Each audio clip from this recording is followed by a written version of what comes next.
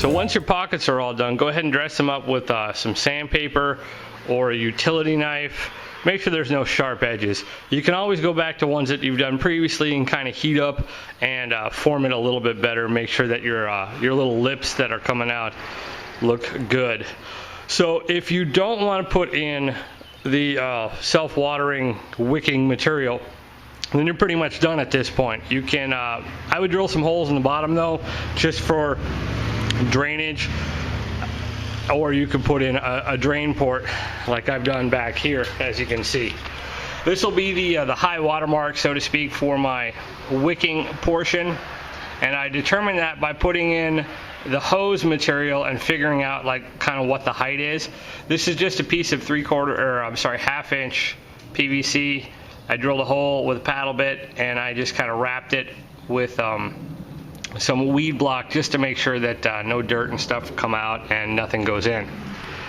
So like I said though, if you don't want to put in the wicking portion, then you're pretty much done. You can paint it and put your plants in there. I've had really good luck with the Krylon Fusion, but any paint that's designed for plastic should work. I use newspaper, cover up my pockets, and spray paint at that point. That way I'm not getting paint on the inside of the barrel. So if you are going to do the wicking part, which is pretty much kind of why I'm doing this, we're going to need to make that drain port, and we're going to need to put in our wicking material. So what we're trying to do is create a void in the bottom for water to stay. So to do that, we're using this corrugated pipe. This is the flexible pipe that I got, and I'm pretty happy with this. I think this works a lot better than the more rigid pipe. Your mileage may vary, but go ahead and use what you want to do. I've wrapped both ends with the weed block material to keep dirt and sand and stuff as best out of there. We're going to cover the whole thing in weed block as well, which I'll show in a bit. So I covered both ends, just stuff the excess into the opening. So this is essentially going to ride like this. I'm going to put some rocks in the bottom to kind of raise this up and try to give it sort of a quote-unquote flat level surface. We want that little depression though in the middle so we can pack our sand down in there, and that way it'll come in contact with the water and it'll wick up. So the one other thing that I did is I cut a small hole right here. I kind of figured on an edge that was going to be close to the side of the barrel, and that way I can take my 3/4 inch PVC fill pipe, as you can see here, which is cut at an angle, and that'll slide into there like that. And so what we'll do is we'll end up having that down in the barrel like that. We'll tack it up here at the top. It'll poke out just a little bit above the barrel, and that's how we'll fill it. So however tall your barrel is, you're going to want to cut your pipe for that. So I'm going to go ahead and stick this stuff in there, and then I'm going to wrap all the weed block around there to try to keep all the dirt and excess stuff from getting down into our water basin. Now you may want to do this closer to your installation location, because if you're putting rocks or if you're going to use cinder blocks or something down there to kind of create that void, it may get a little heavy and be hard to move. Not sure if you guys could see that, but I've got my rocks on the bottom, and all I did was shove them up to kind of give it a stand for my tube. I'm not really relying too much on the rocks to create a void, although water will kind of go in there.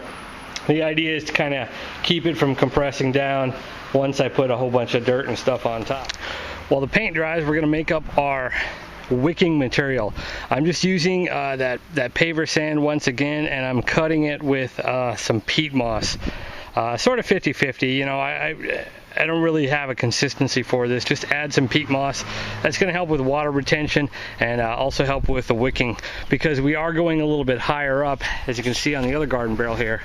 We're going to be going higher up into the barrel than the original ones right there. So for the soil, I'm using my standard Mel's mix. I've got the peat moss, the compost, and vermiculite. I don't use a exact 1/3 of each. This vermiculite's pretty expensive, and you know, I think it works well in there, but I would probably say it's a little bit more peat moss and compost and less vermiculite.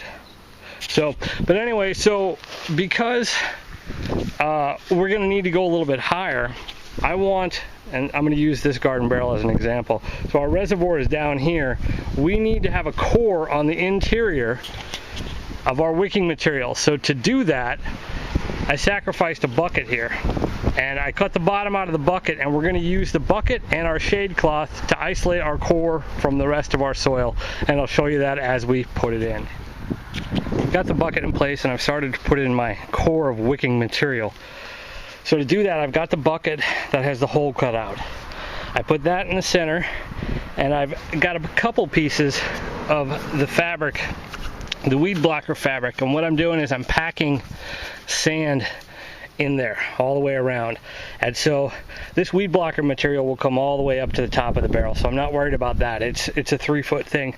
So what I'll do is I'll put my soil around the bucket and my sand material in the bucket, and as I lift it, that bucket will slide over the weed block material, and I'll end up with a wrapped core of sand in the middle and my soil all the way around.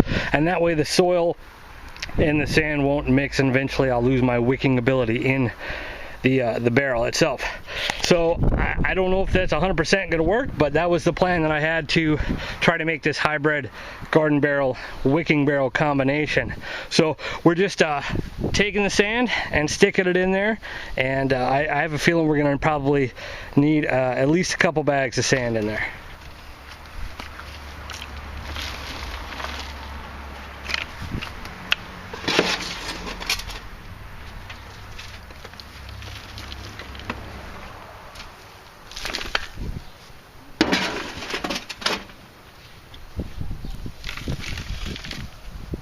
So once I get to the top where I'm going to stop the sand core, I fold over the weed barrier and put a little soil on top, just kind of keep it in place. And so I filled all the way around the bucket, and then I'll just kind of twist the bucket back and forth and pull it right up out of the barrel.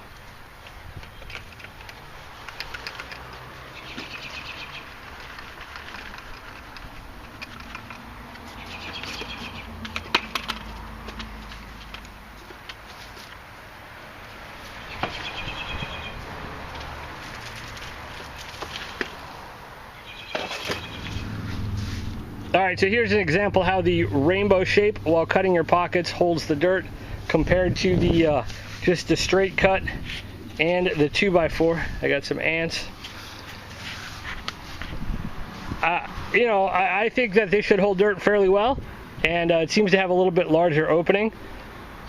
I think a lot of it depends on the shape of the plug or the form that you use, and you know, maybe in the future we'll experiment with a different type of cut, but I think it's definitely going to work well. So this is the final product, the strawberry barrel.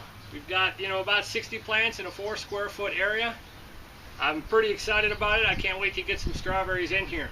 I'm going to be using a lot of different varieties, from the large June everbearing type variety, as well as some of the smaller alpine strawberries and some of the exotic varieties. So while it's a little labor intensive, it's definitely a lot cheaper than buying a commercial product, and you get something that's going to conserve water and allow you to grow in a small area, and I think that's important. So I want to encourage you guys to go out and get planting on something of your own, and remember that life's an adventure, so go out and have one.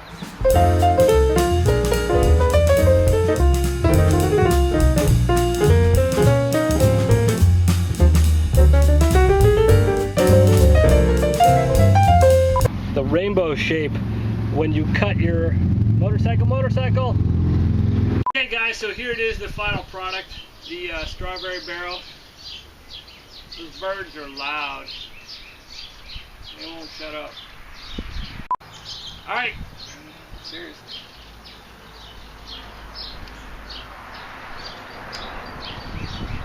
I can see them. They're just chirping away. You're going to eat all my strawberries, aren't you? This is the part where we tell funny jokes. Action shots! Dun, dun, dun, dun. Alright, because nobody's going to hear this. Oh.